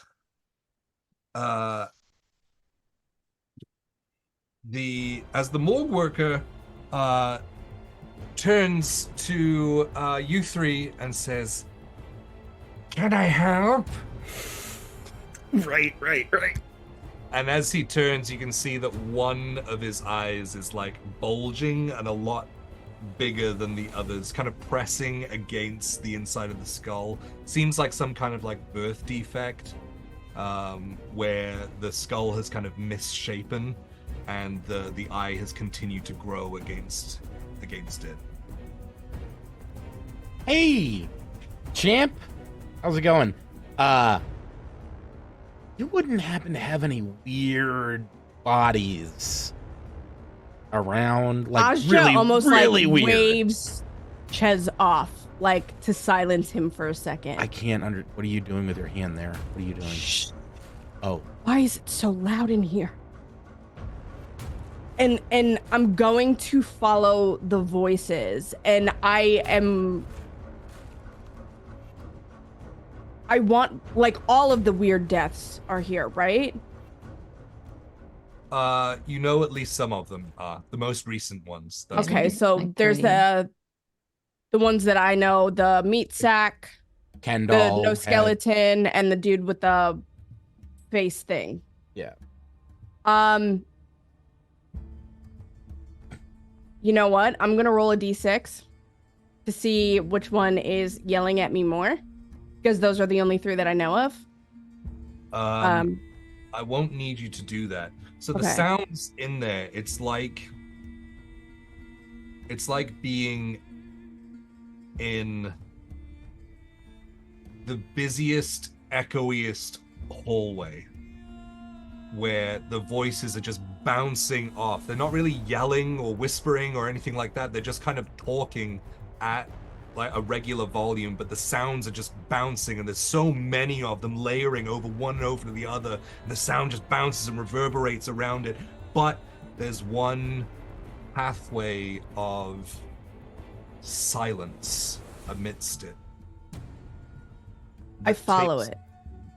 to a drawer. So you reach out, grab it, and pull. You are met with the sound of the door being kicked in as you turn around and look at Deimos, who is bloodied in the mouth, holding Olga in her arms. Dr. Asha, I need you. There is what feels like silence for a moment. Just a brief hesitation, but not in a way of, I don't want to deal with this. More of like, I think for the first time, there's a bit of panic on her face as she slams the door to this drawer and begins to quiet the voices, narrowing her focus on the pair and just rushing over. And as I do that, I'm just trying to see which one I got.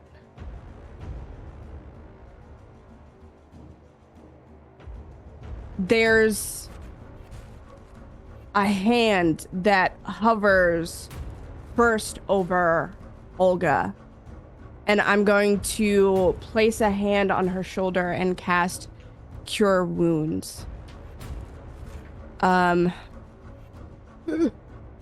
Wait. Okay. What are you feeling right now as you reach out your hand to cast the spell? There is a silence as everything around, for me, starts to darken. There's almost like a haze. And honestly, Trix, you might be the only one to see it.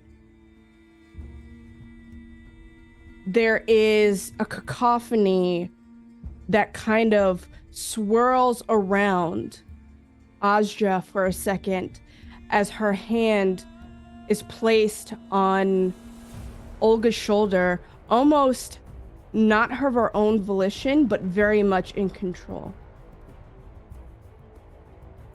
And there is very quiet,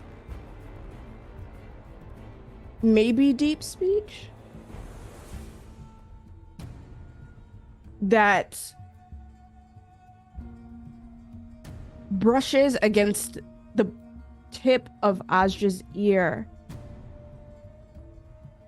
And she speaks as the shadow almost covers Olga. And she is healed for 14 points. What do you say in that sort of not deep speech, but almost primordial, something old? It is, your time has not yet come. As you speak those words in this deep guttural voice that doesn't seem to come naturally from you, Trix, you see a hand, semi-translucent, over Azja's, moving in tandem and putting their hand down on Olga as this deep guttural voice comes out over the top, almost like this shrill overtone in complete harmony. You hear a whisper echoing, "It's not this one's time yet," as the spell casts, and Olga, you eyes rolling around, bleary, coming into focus. Olga feels this like sudden, almost like gasp of air leave her lungs, but also this intense, deep pressure in her chest at the same time. And it doesn't feel threatening. It doesn't feel invasive, but it feels foreign and almost cold. But it almost invigorates her and like jump starts her heart, it feels like. And a gasp leaves her breath, leaves her mouth, and her eyes slowly start to blink open, and she sees Azja above her. And she slowly just lets Azja come into frame, blink by blink. And after a couple blinks, she gives a warm, very slight smile to Azja and says, "Hello, friend."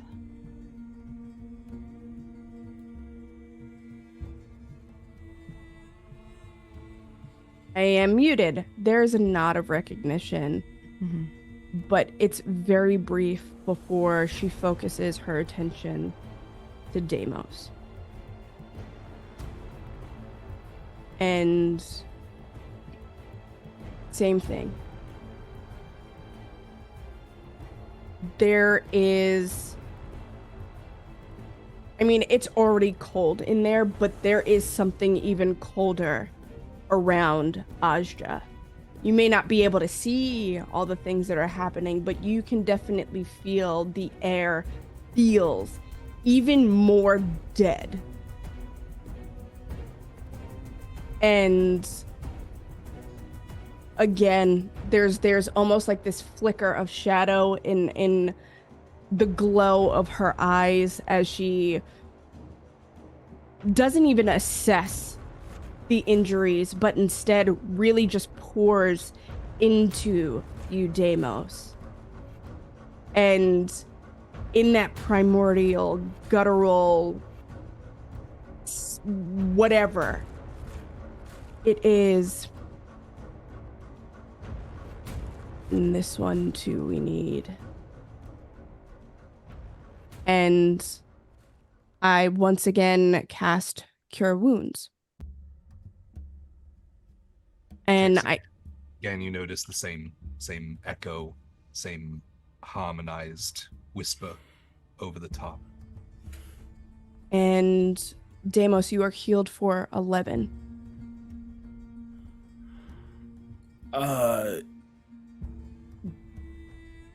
Deimos is crying, and like goes and stands over Olga and keeps crying. As we all stand in this morgue, fitting for the vampire to be brought back to life.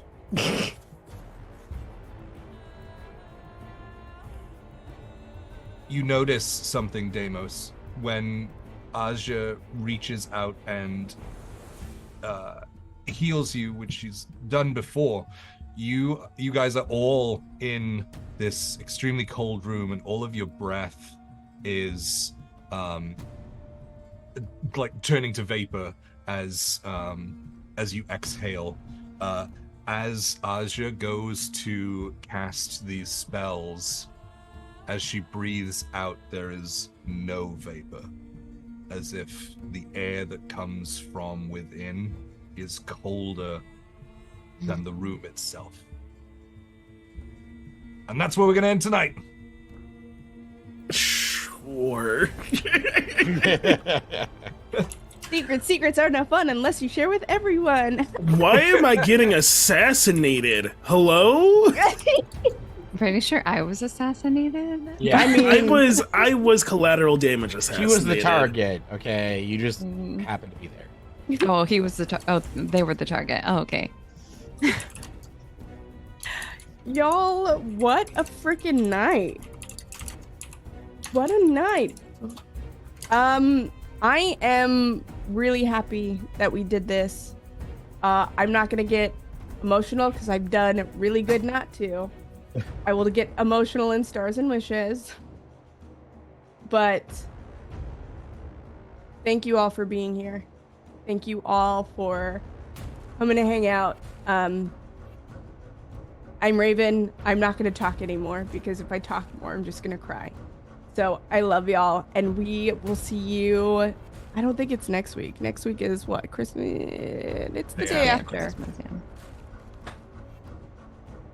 I don't know about that. We'll see. Yeah. We'll let you know. Make sure you join the Discord. Yes, I am Jay Foster. I have been your invading dungeon master and or assassin of players. You can find me everywhere at Swole Initiative or streaming on the Swole Initiative Network, the YouTube, and the Twitches. And yeah, that's me. It's me now. Hi, my name is Austin. My pronouns are he, they, she. I just got done playing Deimos, whose pronouns are she, they. You can find me, Austin, anywhere on the internet at Sailor, at Sailor, SCT Austin. I'm an award-winning game designer, writer, performer, and friend. I'm also a podcaster. You can find me on Maximum Fun Podcast on my podcast, Secret Histories and Mysteries. That's Secret Histories and Mysteries. Get it wherever you get podcasts. I've been Diction and also Ches. You can find me at twitch.tv/Diction. Twitter on there. Or X. I'm not going to call it X. I don't want to do that. That's me. Hey y'all, my name is Danny. My pronouns are he, him. You can find me all over the internet at Brutal Dan. That's BR00TALDAN. I have been playing your favorite non-binary drow, Trix Bloodlust. Very excited to see where this morgue scene takes us. Thank you to all the players and Jay, our amazing DM, for setting this up, and Raven, of course, for bringing us all together. This has been super lovely. If you are curious about digital marketing or online content creation, feel free to subscribe to my Substack, Digital Thickness with 2Cs.substack.com. It's a free newsletter where I talk about cool stuff happening in our space and maybe give you some nuggets of information if you choose to dabble in and maybe get a job in our space as well, and queer shit, so that's always fun. And I'm Joy, sensitive Joy around the internet, pronouns she, her, any pronouns also work. I played Olga Marz tonight, pronouns also were she, her. We had a good time. You can find me around the internet doing Magic the Gathering content, occasionally on Twitch, also performing in TTRPGs. And yeah, I'm just happy to be here. Thank you all for tonight, and thank you for not letting me die. Thank you. I was not ready to die. Never. Not while I'm here. Yeah, I really thought Jay had it out for me. He was like, you're dying. I was gonna riot. I just the like quickness. I was like, I'm dead. Like there's nothing. I'm dead. I was going to say, like, loaded you up with like 28 points of damage right Yeah. off the bat. Jay kept saying the damage, I looked and I at was my like, card. I'm like, oh shit, that would have killed me. I was like, I would be down even if raging. There's no way Olga is still standing. Yeah, no. But we came back. But yeah. Thank you so much for letting me live. Thank you for saving me. And loves, it has been an honor. We will see you soon. I cannot wait to continue this story with this cast. I love you. Okay, bye.